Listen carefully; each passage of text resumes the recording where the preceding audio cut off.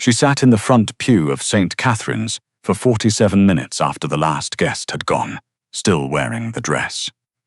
Not because she didn't know how to leave. Opal Brennan had always known how to leave. She'd spent the better part of her 31 years perfecting it, slipping out of rooms before people noticed her, folding herself smaller so she took up less space, less air, less of everyone's patience. No, she stayed because her legs had simply stopped cooperating, because the white satin shoes her mother had helped her pick out on a Tuesday afternoon in March were pinching her wide feet. And somewhere between watching the side door swing shut behind Curtis Hale and hearing the organ music die mid-note, her body had made the executive decision that it was done moving for a while. The flowers were still on the altar, white, peonies and eucalyptus, cascading down iron stands in the kind of artful abundance that cost $4,000 and looked like it belonged in a magazine. The photographer, a nervous young man named Ethan, who'd clearly never documented a wedding implosion before, had quietly excused himself around minute 12. The priest had murmured something kind and useless and retreated through a side door. The florist's assistant, a teenager who'd come to collect the ceremony programs, had taken one look at Opal, sitting motionless in the front pew, and backed out of the entrance without a word. She couldn't blame any of them. Opal stared at the altar and tried to locate something useful inside herself. Grief, maybe, or rage. She'd heard rage was supposed to come eventually, a clean, righteous thing that would burn through the humiliation and leave her feeling strong. What she felt instead was a very specific, very exhausting kind of tired. The kind that settled into the bones, the kind that came from spending 14 months loving someone who had apparently been doing math on her the entire time, calculating whether she was worth the effort, whether the numbers added up, whether a woman with her hips and her laugh and her tendency to eat too much at Italian restaurants was really the image he wanted standing next to him at the altar of St. Catherine's on a Saturday in May. Apparently not. Her phone had 43 unread messages. She knew this without looking because the screen kept lighting up against the dark wood of the pew beside her, a frantic little strobe. Her maid of honor, Deb, her mother, her cousin Reggie, who had driven 4 hours from Pittsburgh and was presumably still in the reception hall across the street, where 200 people were now standing around a 3-tier lemon cake, trying to decide whether to eat it or not. Opal picked up the phone, opened Curtis's contact, and blocked the number. It took 4 seconds. She'd been prepared for it to feel like more. She was reaching for her small, beaded clutch, gathering herself, finally, to make the undignified walk of shame across Columbus Square in her wedding gown, when the main doors of St. Catherine's opened. She didn't look up. She assumed it was Deb, or her mother, or Father Callahan returning to gently suggest she might be more comfortable somewhere that wasn't a church. It wasn't any of them. The first thing Opal registered was the silence. Not the gentle, churchly silence that had surrounded her for the past 47 minutes, but a different kind entirely. The kind that traveled with certain people, like a weather system. A productive, warning silence. The kind that made the small hairs on the back of her neck stand at attention before her brain had caught up with what her nervous system already knew. She looked up. 4 men entered first. They wore dark suits that had clearly never seen the inside of a department store. And they moved in the practiced formation of people who were paid specifically to be in front of something valuable. They didn't look at the flowers, or the altar, or the lingering tragedy of a fully decorated wedding venue with no wedding in it. They swept the room with the flat, professional gaze of men, cataloguing exits and threats. The man who followed them in was the reason for all of it. He was tall, not conspicuously so, but the kind of tall that seemed to compress the space around him. Dark hair, dark suit, the jaw of someone who had never made an apology he meant. He had the kind of face that would have been classically handsome if it weren't for the absolute absence of anything soft in it. No warmth, no curiosity, just a cold, precise attention that moved across the room like a laser until it landed on Opal. She knew who he was. Anyone who'd spent 3 years doing forensic accounting work for the city of Chicago, even indirectly, even adjacently, even in the careful, arm's-length way that Opal had, crunching numbers for a mid-size logistics firm that occasionally processed contracts she wasn't supposed to look at too closely, knew the name Raphael Mancino. He was the kind of name that came up in certain conversations in a certain lowered register, the kind of name federal prosecutors said carefully, surrounded by phrases like alleged and reportedly and sources close to the investigation. He ran shipping. He ran gambling. He ran 3 blocks of the near North Side and a port operation in Calumet City that nobody official seemed able to prove anything about. He was also, apparently, standing in the back of St. Catherine's Roman Catholic Church, staring at Opal Brennan in her wedding dress, with an expression she could not immediately interpret. One of his men leaned toward him and said something low. Raphael didn't look at him. He kept his eyes on Opal and walked forward. She gripped the back of the pew in front of her. He stopped at the end of the row and looked down at her. Up close, he was worse, or more. She couldn't decide which. The eyes were grey, the kind of grey that didn't soften in indoor light the way most grey eyes did. There was a small scar at the corner of his jaw that he'd clearly stopped noticing decades ago. "You're Opal Brennan," he said. It wasn't a question. "I'm having a bad day," she said. "So whatever this is, I'd like to register in advance that my capacity for additional problems is currently at 0. Something moved through his expression. It was fast and controlled, but it was there. "I'm not your problem," Raphael said. "I'm looking for Curtis Hale." The name landed like a stone in still water. "Get in line," Opal said after a moment. He looked at the altar, the flowers, the empty pew on the groom's side. His eyes came back to her. "He didn't come," Raphael said. It wasn't sympathetic. It was observational, the way a man might note that it was raining. "He didn't come," Opal confirmed, her voice remarkably steady for someone whose entire nervous system was staging a protest. Raphael was quiet for a moment. Then he said, "How long have you been sitting here?" 47 minutes. 50 now, alone? Everyone was very kind and gave me space. She heard how that sounded. They meant well. Raphael looked at her for another moment, then, without asking, moved into the pew and sat down beside her. Not across the aisle, not at a respectful distance, right there, 3 feet away, as if this were a completely normal thing to do. One of his men made a small, sharp movement forward, and Raphael held up one finger without turning. The man stopped. Opal stared straight ahead at the peonies.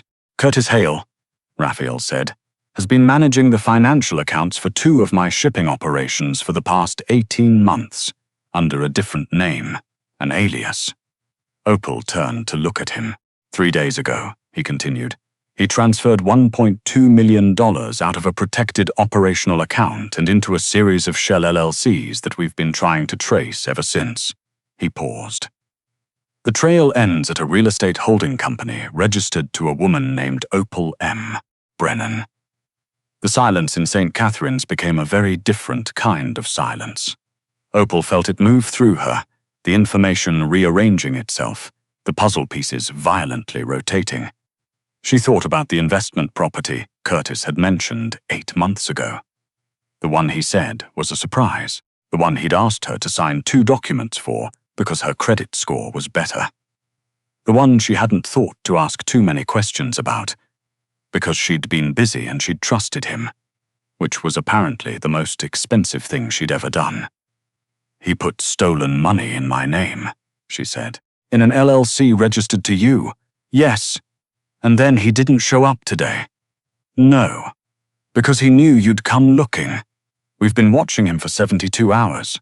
He walked out of his apartment at 11 this morning with a carry-on bag. He made 3 phone calls. The last one was to this church, presumably to confirm that you were here." Opal stared at the white peonies on the altar. She'd spent 4 months deciding on white peonies. She'd driven to 3 different florists. She had a whole folder on her laptop, organized by bloom variety and seasonal availability, because that was the kind of person she was. Thorough, careful, detail-oriented, and it had not protected her from a single thing. "He used the wedding," she said quietly. "He knew your people would be watching him. He needed somewhere public, somewhere traceable, somewhere you'd assume he'd actually show up to." She paused. "A man doesn't miss his own wedding unless he has a very good reason. He was counting on that." Raphael turned to look at her fully. It was a different kind of attention than before, not the flat professional sweep his men used, and not the polite social look most people gave her. It was focused in a way that felt almost physical. "Yes," he said, "and the LLC. He figured if you found it, you'd come to me first, and he'd have more time. That is also correct." "He used me twice." She said it to the altar, not to Raphael. "He used me as the alibi and as the decoy. He sat across from me at dinner last Tuesday and told me he was nervous about the vows and asked if I thought the centerpieces looked better with the candles or without. And the whole time he was." She stopped. She breathed. "He let me buy a dress."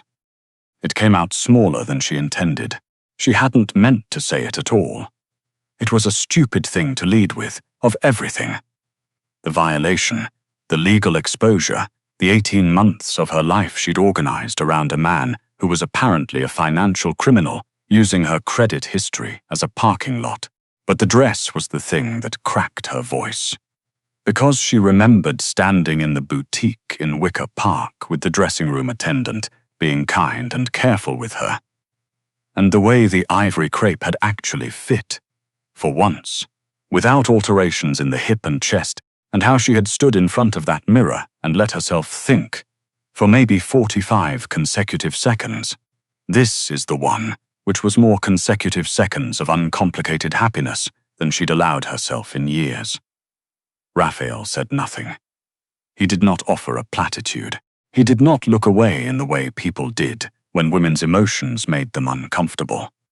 He sat very still and let her have the moment, which was unexpectedly the most tolerable thing anyone had done for her in the past hour.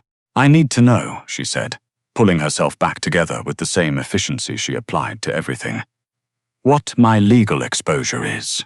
If the money is in an LLC in my name, that depends on whether we recover it before anyone else starts asking questions. Your people or law enforcement, both are relevant." Opal looked at him. "Mr. Mancino, I am an accountant. I have looked at certain numbers in my professional life that I was not supposed to look at too closely, and I have been very careful and very quiet about what I observed, because I am not stupid. I know exactly what category of man you are." She folded her hands in her lap. "I also know that I did not steal your money. I did not know Curtis was working for you, and I am not, currently, your enemy, so I would appreciate a straight answer." His grey eyes held something she couldn't quite name. "The LLC received the funds on Wednesday," he said. "My people moved them out by Thursday morning before any regulatory flags. As of right now, the account is empty and the trail points back to Curtis, not to you. You already cleared it. We work quickly." She absorbed this. "Then why are you here?" "Because Curtis Hale is still running, and because the last communication we intercepted suggested he may try to contact you." Raphael's voice was even, but underneath it was something tightly controlled and very cold. "He will want to know what you know. He will want to know if my people have spoken to you. He may try to use you again. Or he may be coming to warn me," Opal said. "He is not coming to warn you." She believed him. She didn't want to, particularly, but she believed him. Because she was thinking about the carry-on bag. A man who packed a carry-on bag on the morning of his wedding was not a man who was planning to come back and apologize. She believed him, and under the clean ivory skirt of her wedding dress, her hands curled slowly into fists. "He told me," she said, her voice gone very quiet, "about 8 months ago, that I was the kind of woman a man was lucky to find, that I was real and warm. and that he was tired of women who were performing some version of themselves. She looked at her hands. I thought he meant it as a compliment. I think he meant it as a spreadsheet. I was low risk, low drama, reliable, good credit. She laughed, and it had no warmth in it. I was the most convenient thing in his portfolio. Raphael studied her profile. I want to be very clear about something, Opal said, turning to look at him directly, and her voice was different now. Not shaking, not cracked, but stripped down to something very flat and very certain. I want whoever is responsible for ruining my Saturday to have a very bad rest of the year. I don't particularly care about your money, Mr. Mancino. But I know how financial trails work. I know how shell structures work. And I know that a man who was hiding money in my name probably has documentation somewhere with my signature on it that could become very inconvenient for me. She tilted her head. If you help me make sure I'm clean on paper, I will tell you everything I know about Curtis Hale. His habits, his contact methods, the name he used when he didn't want to be Curtis. Something shifted in Raphael Mancino's face. Not softened, recalibrated. You know what name he used. He slipped up once, about 4 months ago. He got a phone call in the middle of dinner and someone used it. He said it was an old college nickname. She paused. It wasn't a college nickname. No one has a college nickname that makes them go that particular shade of pale. What was it? That depends on what you're offering. The man who made hardened businessmen leave rooms quickly and federal prosecutors lose sleep was currently being negotiated with by a woman in a wedding dress in an empty Catholic church, and the expression on his face was something Opal could not fully decode. It wasn't anger, it wasn't amusement. It was the look of a man recalibrating a situation he'd walked into with certain assumptions. What do you want? He said. I want the documentation. Whatever Curtis had me sign, I want it back, or I want it destroyed. I want a lawyer, your lawyer, because yours is clearly better than mine, to review anything with my name on it and make it disappear. And I want to know that if this comes up in 18 months, I have someone in my corner who can explain to the relevant parties that I had nothing to do with it. And in return, his alias, his secondary phone number, the one that rings when the first one goes to voicemail, the name of the storage unit he rented in Bridgeport last November, which I found in a credit card statement he left on the kitchen table, and which I photographed because I am, as I said, observant. She reached into her clutch and produced her phone, and the address of the woman he's been seeing in Oak Park for the past 6 months, which I only found out about 40 minutes ago when she texted his contact in my phone to ask what was happening and whether she should be worried. Raphael was very still. There is another woman, Opal said, who appears to have also been under the impression that Curtis Hale was a reasonably honest software consultant with a healthy retirement account and a preference for IPAs and mid-century furniture. She also appears to be currently waiting at a branch place in Oak Park, wondering why he isn't answering her calls. She set the phone on her knee. I thought you should know, in case she's a loose end. Raphael reached out and picked up her phone. He turned it toward the man standing at the end of the row. Not the one who'd been closest to him all along, but a younger one with dark, watchful eyes who was clearly the technical resource. He handed the phone over without a word. He looked back at Opal. Where did you learn to think like that? He said. I've been doing forensic accounting for 9 years, she said, and I grew up with 4 brothers who lied constantly and weren't very good at it. You'd develop a system. He said nothing for a moment. The candles on the altar flickered in some draught from the back of the church. The white peonies stood very still. I accept your terms, Raphael said. Good. Opal stood up, smoothing the skirt of the ivory dress, and turned to look at him with the particular composure of someone who had decided that being devastated was a project for later. Then let's find him. They left St. Catherine's through the main doors. One of Raphael's men had a black SUV pulled to the curb, engine running, and nobody on the sidewalk did anything so impractical as stare at the woman in the wedding gown getting into the back seat with Raphael Mancino. Or, if they did, Raphael didn't notice. He had already stopped noticing what people thought of him approximately 15 years ago, and he moved through the world accordingly. Opal sat in the back seat and looked out the tinted window as the spire of St. Catherine's disappeared behind them. She thought about the lemon cake sitting in the reception hall. She thought about 200 people who had driven from Ohio and Georgia and suburban New Jersey and were currently standing around trying to decide whether this was the kind of event that still required them to give a gift. "The storage unit," Raphael said. "Bridgeport. On Loomis. He rented it under the alias. The name starts with D. I couldn't see the last part of the statement. He paid cash because there was a withdrawal of $300 2 days before that didn't correspond to anything else in the account." Raphael relayed this to his man in the front seat in a voice that was quiet and completely unemotional, and within 4 minutes they had 3 names that started with D registered at that storage facility. "Damon," Opal said when she heard them read the list. "That's the one." He flinched when someone used it. Raphael looked at her. "You pay attention," he said. "I told you, I have a system." They were 20 minutes from Bridgeport when Opal's phone buzzed. The young technical man, who had introduced himself as Leo, with the energy of someone who had learned that brief introductions were the safest kind, handed it back to her. "He's calling," Leo said. "Original number, not the secondary." Opal looked at Rathpalil. He gave her the same slight, deliberate nod she'd watched him give in the church, and she understood that it meant answer it, and be what he expects you to be. She answered. "Opal." Curtis's voice had the specific texture of a man performing concern. She'd heard it before, after he forgot her birthday in February, and again after the argument about the apartment in January, but she'd misidentified it both times as actual remorse. She wouldn't make that mistake again. "God, Opal, are you okay? I am so sorry. Something happened. I can explain everything. I just need." "Where are you?" she said. Her voice came out perfectly steady.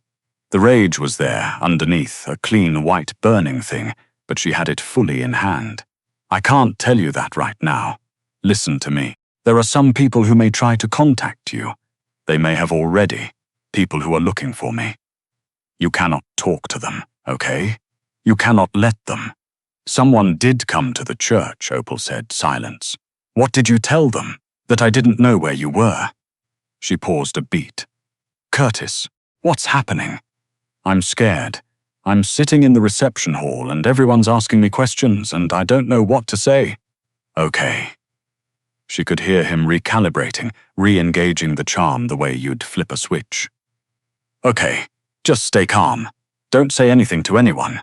I need you to do something for me. In my desk at the apartment, the locked drawer, the key is taped under the left side. There's a red folder. I need you to take that folder and bring it to me." "Where?" "The parking garage on West 18th. Level 3. I'll meet you there in 40 minutes. "Okay," she said, her voice soft, a little frightened, thoroughly convincing. "Okay, I'll come. Please be careful." She ended the call. Raphael was looking at her with the full weight of those grey eyes. "West 18th, parking garage, level 3, she said. 40 minutes. She set the phone on her knee. "He has a folder in his desk at the apartment. I know what's in it because I saw it once when he didn't close the drawer all the way. It's financial documentation. Account records, probably. Insurance. You didn't tell me about the folder before. I was still deciding how much to give you at once." She met his eyes without flinching. "I was making sure you'd hold up your end." Something moved through his expression again. That same quick, controlled thing that she was beginning to understand was the version of surprise that a man like Raphael Mancino permitted himself. "He called you a name," Opal said abruptly. "On the phone just now, I heard it. His secondary phone rang once while he was talking. The caller ID read Damon Price. "Price," Leo said from the front seat, already typing. "He wasn't going to the desk, and he wasn't going to the parking garage. Opal continued. He was stalling. That call was a pickup confirmation. He has transportation arranged, and he's going to try to be out of the city before I get anywhere near West 18th. She looked at Raphael. I don't know what kind of resources you have or how fast they move, but if I were you, I would not spend 40 minutes driving to a parking garage on the south side. Raphael held her gaze for a long moment. Leo, he said. Already on it, Leo said. The SUV changed direction without slowing down. They found Curtis Hale at a private airstrip in Gary, Indiana, 73 minutes later. He was arguing with a charter pilot over a last-minute manifest discrepancy when the black SUVs came through the access gate. He had a roller bag, a laptop case, and the expression of a man who had genuinely believed he was smarter than everyone around him, right up until the moment he wasn't. Opal stood beside the open SUV door and watched them bring him across the tarmac. He saw her. The calculation happened visibly in his face, the rapid, practiced reassembly of the charm, the pivot from panic to performance. Opal, I can explain everything. I know this looks insane. I know what you must be thinking. But I did all of this for us. Don't, she said. He stopped. She'd spent 14 months convincing herself that her instincts were wrong, that the small, cold feeling she got sometimes when he laughed a certain way was anxiety or insecurity or the general paranoia of a woman who'd been burned before and hadn't finished processing it. She'd spent 14 months editing herself smaller and quieter and more accommodating so she'd be easier to love, which turned out to be the same as being easier to use. You put money in an LLC in my name, she said. You signed documents in my name. You stood me up at my own wedding so that the people looking for you would be looking at me instead. She watched his face change. And you let me sit in that church for 50 minutes alone before any of this became clear to me, which is actually the part I'm most angry about. So congratulations on that, Opal. What's my exposure? She said, turning to Raphael, who had come to stand beside her. None, Raphael said. The documentation being handled. She looked back at Curtis. He was looking at Raphael with the dawning, terrible comprehension of a man understanding exactly how badly he had miscalculated. Mr. Mancino, Curtis said, his voice shifting into negotiation mode, smooth and rapid. I understand you have concerns. The money has been recovered, Raphael said. He wasn't looking at Curtis. He was looking at Opal. Curtis's eyes darted between them. Opal. Whatever he's told you, whatever he's offered you, you don't know what you're getting involved in. This man is dangerous. You don't understand I know exactly who he is, Opal said. I've known since he walked through the doors of St. Catherine's. She picked up her small beaded clutch. The white satin shoes were still pinching her feet. She was still wearing the dress. At some point she would change and take off the earrings and figure out what the next week of her life looked like, but that was all for later. He was, to date, the most honest person I've spoken to today. Curtis opened his mouth and closed it. He looked like a man receiving a kind of news for which there was no useful response. Raphael's men moved, and Curtis did not fight them, because he was the kind of man who ran rather than fought, and he had nowhere left to run. Opal didn't watch them take him to the second vehicle. She turned and looked out at the runway, the Indiana flat land, stretching grey gold in the late afternoon light, and took a breath that went all the way down. The dress is going to be a problem, she said to nobody in particular. I cannot continue to exist in this dress. I have an arrangement with a hotel nearby, Raphael said, appearing at her shoulder. You can change. My people can arrange clothing. She turned to look at him. He was very close. The late light caught the edge of his jaw, the scar, the grey eyes watching her, with that focused, recalibrated attention that she had stopped finding alarming somewhere around the parking garage conversation. Your arrangement with the hotel, she said. Is that an I stay here regularly and they know me arrangement, or a I own this building arrangement? A pause. The second one. She almost laughed. Not quite, but almost. Of course it is. You should eat, he said. You haven't. How do you know that? You said you skipped the reception. You were at the church before the ceremony started. That's 8 hours, she said. Give or take. Yes. She looked at him for a moment. The tarmac was quiet now. Somewhere in the second SUV, Curtis Hale was being driven toward whatever version of accountability Raphael Mancino had arranged for him, and Opal found, to her own vague surprise, that she felt no particular need to know the details. She was a forensic accountant. She was intimately familiar with how things disappeared on paper. She trusted the architecture, even when she couldn't see all the walls. Dinner, she said, and the documentation, and the lawyer. Yes, and you understand that I'm going to have questions about the LLC, about the paper trail. I need to understand all of it, not because I intend to do anything with the information, but because I don't sleep well when I have gaps. I understand. I'm not easy, she said, and her voice was flat and honest and entirely without apology. I'm thorough, and I'm observant, and I ask too many questions, and I remember the answers. And for a very long time, I let someone make me feel like those were inconvenient qualities. She held his gaze. They are not inconvenient qualities. Raphael looked at her for a long moment. No, he said, they're not. The SUV was warm, and the hotel was 40 minutes away, and the Indiana sky turned amber and then dark behind the tinted glass. At some point, Raphael's hand settled at the edge of the seat between them, not quite touching, but there, solid and unhurried, in the way of a man who was used to having all the time in the world when he'd decided something was worth waiting for. Opal looked out the window. She'd sat in a church pew for 50 minutes, in a dress she'd paid too much for, and waited for a man who wasn't coming, and the day had turned into something she had no framework for. She didn't know what came next.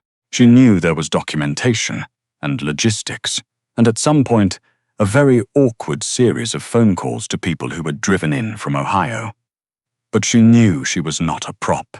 She had never been a prop. She had walked into this day intending to begin something, and one way or another, she had.